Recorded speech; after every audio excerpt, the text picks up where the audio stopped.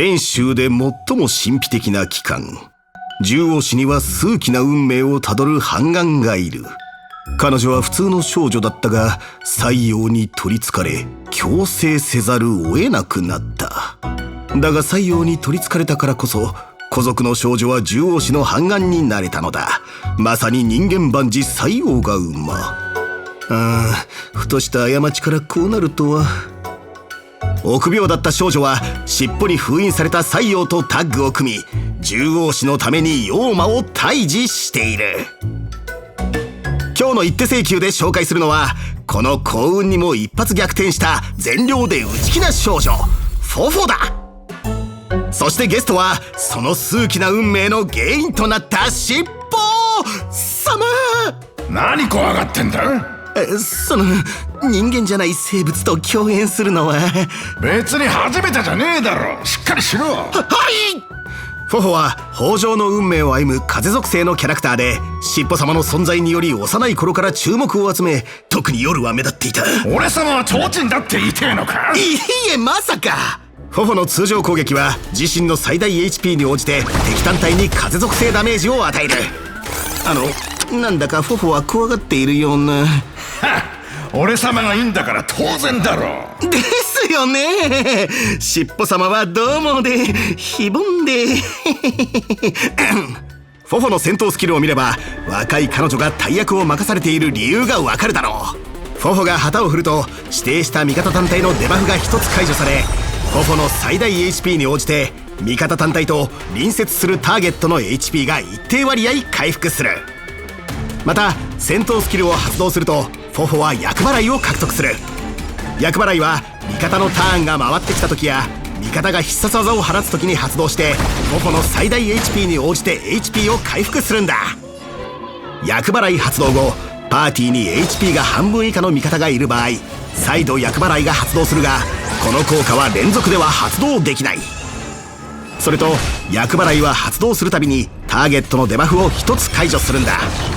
この効果には発動回数の制限があって、フォフォが戦闘スキルを発動すると再度カウントが始まるぞ。おお、人は見かけによらないな。ビクビクしながらテキパキ動いている。あいつだってこのくらいはできる。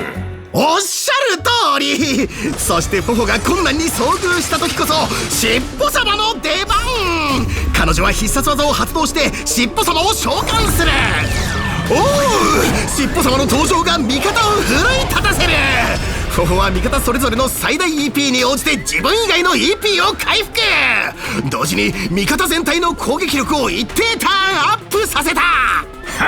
これぐらい簡単だろう。獣王市の半眼としてフォフォは悪に立ち向かわなければならない。幸い彼女は秘技競争鬼物圧迫を発動して尻尾様と一緒に周囲の敵を魂魄飛散状態にできる。魂魄飛散状態の敵は恐怖で逃げ回る以外に戦闘に入ると確率で一定ターン攻撃力がダウンするんだ。これも提供の命にあるせいだな。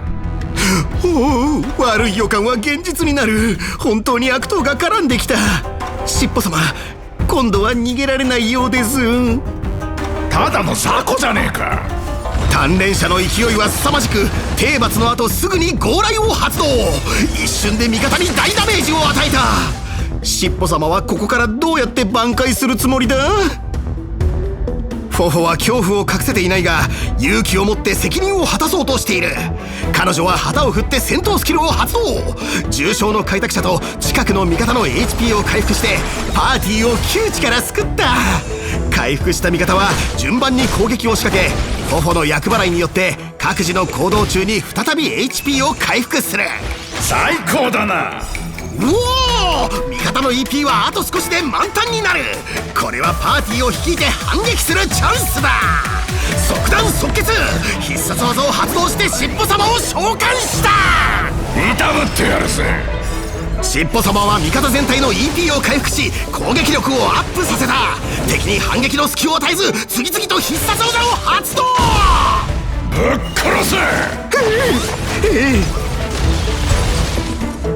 最後、炭鉱のとどめの一撃によって悪党は抵抗もできないまま戦闘終了。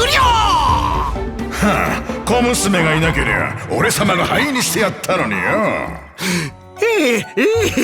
フォフォが足を引っ張らなければしっぽ様は一騎当選の活躍が。おいお前、偉そうに何様のつもりだ。誤解です。私はフォフォは優しくて天賦の才があるから必ず大物になるって言いたくて。なあ、そりゃ俺様は大したことねえって言ってんのか。いやフォフォは怖いし強いけど最強なのはやっぱり我らがしっぽ様ですからですよね。分かってんじゃねえか。